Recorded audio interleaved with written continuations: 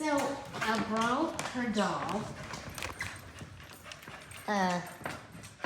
and she had a whole collection of dolls. Mm-hmm.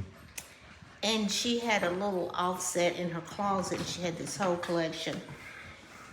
And it was just beautiful, old dolls. Well, you can tell that this one is old because of the shoes, you know? Yeah.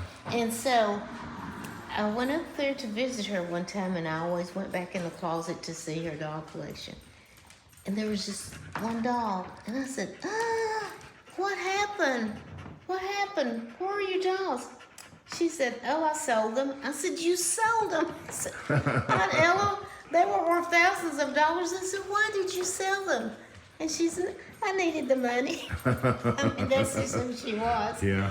But, yeah, that was her doll. And I'll just point out. Did she have that for a long time? Like for her whole life? Or do you know? You know, I don't really know about that because she moved to Ohio in the early 20s. And so that was a whole span of time that I did not really get to be with her like real often as I would have liked to have been. Yeah. Well, first of all, I wasn't born. So. Right. Yeah. You might want to get born first. Yeah. So, but I don't know. That could have been. When did you just go see her on vacations and stuff? Did she come here for vacation? No, until she got older. We would just kind of go visit her, but when she got older, her husband died. Then she, we would go visit her more often. And then it got to the point that as she got older, we just thought, you shouldn't be living by yourself. Yeah. And at this time, like she was, I remember one time, we went up to visit her, and she must have been we went up to her 100th birthday, and they had this big thing at the Marriott in Cincinnati, and it was really, a really nice occasion. And she was such a classy, dressy lady, just knew what to dress for any occasion. She had this, worked for this family for like 5 generations, and they were very rich. And so I think that's where she learned just a lot about everything in life, about politics, about which fork to use, and so forth and so on, because she just had lived with 5 generations. And so she worked, like I said, for 5 generations. But anyway, so she just developed into classy lady, Classy. She, of course, started getting older and older, and we became more, evident of her not living by herself. But she lived in this really quaint neighborhood, and she was a devoted member of her church, but she was always volunteering with the YMCA. She done a lot of work for them. And she had like, the house was a 2-story house, so she was climbing steps every day. But then she walked 2 miles every day. Oh. Yeah, that was just. How old was she when she was still doing that? Oh, she was still like 110. Walking 2 miles a day? Golly. Oh yeah, because that was her way of life. Yeah. And I remember, I actually remember reading this about her, that some kids would come by because they would love to visit her, and they would come by. And so one day she asked them, would you like some ice cream? And, they were elated. Sure. These were like young kids. And they thought she was going to her freezer to get ice cream. And she says, well, we have to walk to the parlor to get ice cream. And they didn't realize that when they walked 2 miles. Oh, boy. To what she had been doing like every day. Yeah. And so She made them pay for that ice cream. she probably, They had to earn it. she did they had to earn it. But she was just so into life. And I'm trying to remember her philosophy because it was so good. And it was like, be obedient to God, be loving, kind, and respectful, be on time, save your money, care about others, love life, love people, and have a desire to be somebody.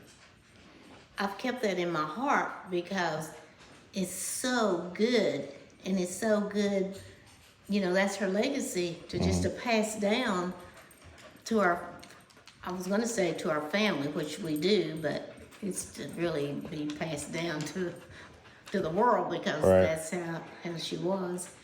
But I remember visiting her one time, and she had always had her table set, linens and crystal and all of this. And so it was on a church, after church, and I said, are you having someone over, having a reception or something? And she said, oh no. She said, you know, people just stop by, and sometimes I'll have punch, sometimes it'd be lemonade. I just sit on the porch and they just stop by. And sure enough, she had her table set with punch and all of this, and people just come by after church and they would sit and sometimes she'd have tea, cookies, and you know, she would offer them, and they would always come by. It's like they come by in droves. Well, this one Sunday, this homeless man came by, and she said, you know, are you hungry? And he acknowledged that he was, and she said, well, come on in. And she said, I'll fix you some lunch. So he did. He went in, she fixed him some lunch, and then she also fixed him like a whole to-go bag? To-go bag. Yeah. To-go bag. Yeah. To go. And so when he left, I said, oh, Aunt Ella, can't do that. I said, you can't invite strangers off the street into your home. Because first of all, they're going to know where you live. This is a quiet neighborhood. And I said, they could come back. They could do harm. They could steal. They could do anything. I said, you just can't do that. And I said, she said, but you don't understand. And I said, yes, I do understand. I said, it's too dangerous. You cannot invite strangers off the street to come into your home and feed them. You just can't do that. She kept saying, well, you don't understand. And I said, I do understand. And finally, you know, this went on for maybe 10 or 15 minutes saying, you know, you can't do this anymore. And then finally she said, well, you really don't understand. I said, well, then tell me what I don't understand. She said, that's what God would have us do. And I felt like this, because, you know, that's what he does want us to do, to feed the hunger. And it's not like, you know, you can still feed your friends. You can still feed them on the porch, though. Yeah, but, you know, no, she didn't see it that way. I mean, she was so serious. And you know, I just learned so much from her because of, you know, who she was. So, so when she was 110, we decided, my sisters and I, that she should not be living by herself anymore.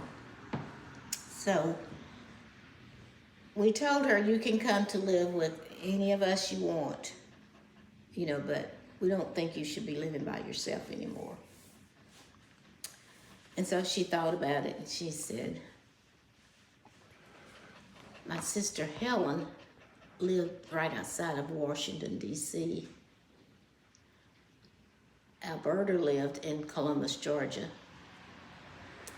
Edith lived in California, and of course I lived in Rogersville.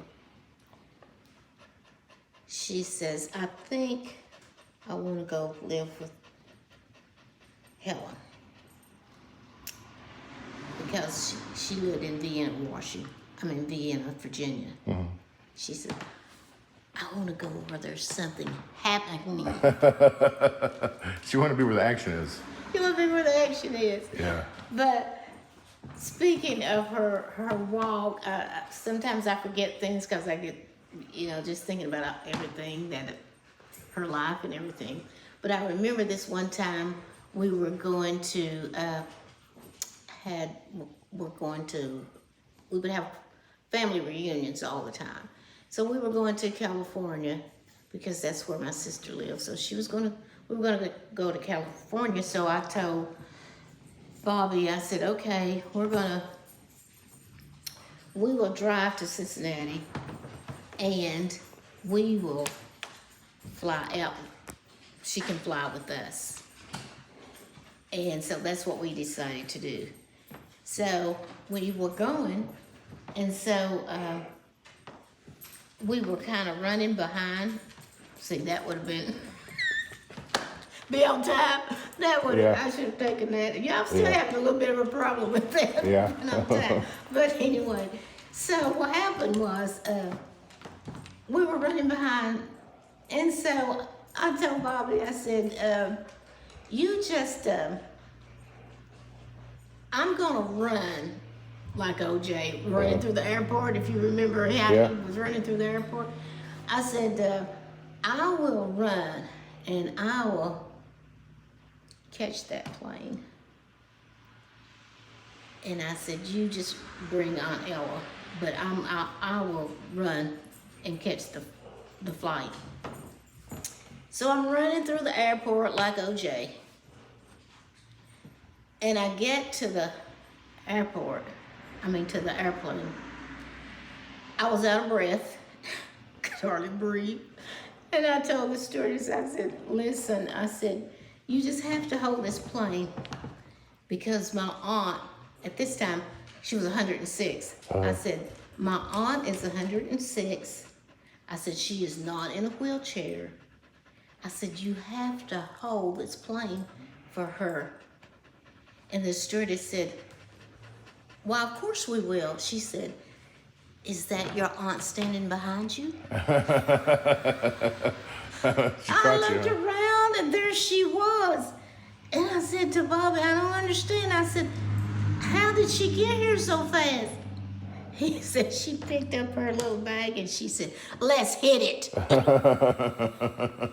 mean, that's just who she was. She was so much fun to be around and everything. But anyway, I'm trying to make this short. Okay. So she moves to Virginia, and sure enough, the schools started adopting her because all this history she knew. And I remember the first time she, I think it was the Fairfax school that she went to and spoke, and she said, you know what? She said, they paid me. She said, I went to speak, and she said, they gave me a check for $500. I said, well, your speaking is very valuable because you have so much history. And the history would just flow, because she'd seen so many presidents and blah, blah, blah. And all of this stuff. So anyway, she began to, a lot of the schools adopted her. Even the women of Washington, they would come, they would invite her to dinner. They would take her, they would send a limousine. They would take her to the Four Seasons, for lunch. And she just became, because she, just became well known. And of course she was a great politician. That picture over here with President Clinton, she said, she's telling him on this picture, she's telling him something, and I said, well, what are you saying to him? She was telling him, 93 and she was pointing her finger at him. The reason that he won the election was because he was a Baptist. I mean, you know, that's just him. Would you hold that picture up? Oh, sure. Yeah. Let me get a picture of you holding that. Yeah. Kind of hold it up like this, though. That way we can see you and her together. Yeah, that's cute. Okay, I got you. And of course, she was also honored by Bush. Yeah. President Bush. And of course, you know, she was Jesse Jackson. She was very knowledgeable with him. And Martin Luther King. I don't have a picture of Martin Luther King, but she knew him. You know, she knew his family. And also there was an article that she was in with the Essen magazine. That's just one of the advertisements about that. But I'm trying to think of, you know. Well, tell me about you're going to have a month of Women's History Month? Well, yes. And then you're going to have a reception? We're just going to have a reception on Sunday. This coming Sunday? This coming Sunday. Of course, hopefully you can come, but if not, I understand. Well, I work Sunday, so I can be here. And it's going to be from 2 to 4. And we'll have light refreshments. But then after that, the exhibit will be open like when Cassandra is here. And she's here on, that's in that write-up that I wrote. It gives the hours, Tuesdays, Thursdays, and Fridays. From 1 to 4. So she'll be here and she will just open it up. People can browse. So how old was she when she moved away from Rogersville? In her early 20s. Okay. Because I think when she married in 1922, I think. She'd only been there for about a couple of years when she married. Okay. And how old was she when she passed away? 119. Wow. Just a few years being 120. You mean a few months? I mean, a few months. Yeah. Of being 120. Wow. And so. She knew all these people. Wow. I mean, it's one thing to live to be 120, but then to see all the history right in front of your eyes in person. Yeah, that's why I think she was so worthy of, just because of who she was and what she did, even at her age, that she continued, you know, to love life and love people and do things until she got sick. You know, the day she died, she was still doing things, and you know, it's just she's just an inspiration, you know, to our whole family.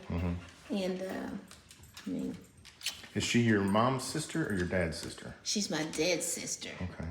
Yeah. You got a lot of longevity in your genes? I do, because you know, I don't know, well, not you, I will say the review did several articles on my mother, you know, side of the family, because Mom used to work at, you know, Hell Springs Inn at the sweet shop. Well, my whole family were cooks. I won't say cooks, I would say chefs, because one of my brothers that lived in California, well, he lived in Reno, he was a head chef at Carl's Casino for like 30 years. Wow. And he could taste of something and tell you what was in it. Wow. Each ingredient. Yeah. He would tell you what's in it. And he was just, you know, we went to Reno when we were out there in California. It was just a really good time. And Aunt Ella would be ready. We'd go to the casino and she'd just be having a ball. And was she a lucky gambler? not too much, but she enjoyed it. Yeah, having fun. You know, having fun. Yeah. She was just, like once we went to visit my sister in Columbus, Georgia. And Alberta's husband was in the military. So we were invited to an officer's ball, basically what it was. And so I need to back up and say, though, how she loved to eat, how she loved food. She loved pork chops, and she would chew on the bone, suck that bone, hours after she had eaten it. She loved corn on the cob. She loved candy. She would always have candy in her pocketbook and candy on the side of her bed at night. But we went to this ball, and we came home, and everybody was getting ready for bed. And I said, Aunt Ella, I said, I'll help you get, dressed for bed. She said, well, I'm not quite ready. She said, I think I want a cup of coffee and maybe a piece of toast. Now everybody, this is 3 o'clock in the morning, okay? And she had worn this long dress that had the slit up the side.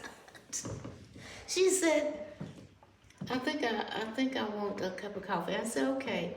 And she said, and would you put on a pot so we can boil some corn? At 3 o'clock in the morning. But that's just, she was fun. That's who she was. And when we were around, she would always have like little tea parties for the young kids because she loved children. She didn't have any children. We were her only, relatives. And so it's just so much fun. And sometimes she would use things to her advantage of being old, because I remember when we had this big thing at Big Bash in Ohio, her 100th birthday. After the party was over, all these people just followed her home. And, I was tired. I was ready to go to bed. But, they just kept, they were just, they came and they were still partying. So you had a party at home after they came to her house. Well, she didn't really have it. They just came. They just followed her home. And so it was getting late. And so I told her, I said, Aunt Ella, I said, what are we going to do? I said, it's time. Turn out the lights. She said, don't worry about it. I'll take care of it. I said, okay. And so then she said, okay. She said, I want to thank everybody, for the party and everything. She said, but it's time to go home. And just a simple, it's time to go home. You got to go home. You don't have to go home, but you can't stay here. That's right. Well, show me what your displays are. Oh, okay. So this was in Vienna. This was in Virginia. And right here, she got an area salute. And there you can see the limousine right there. Yeah. And they were honoring her. Are these her clothes? Oh, yeah. Well, we'll show you the clothes, and then I know you got it. Okay. This is one of her... she was a fancier. This is one of her at-home lounge. Right. Okay. And so... because she always wore hats and scarves and gloves. And then this is one of her coats. Oh. But she had this fur that went around it. Oh, that's pretty. Isn't it pretty? I've got to put it on a mannequin. Yeah. And the other I'm still bringing stuff, so I haven't got things. But yeah, most of these were, and this is of course with Jesse Jackson, and her magazine. And this was in Fairfax, Virginia. Okay. And some of these, let's see, that was in Fairfax, and that was in DC. Okay.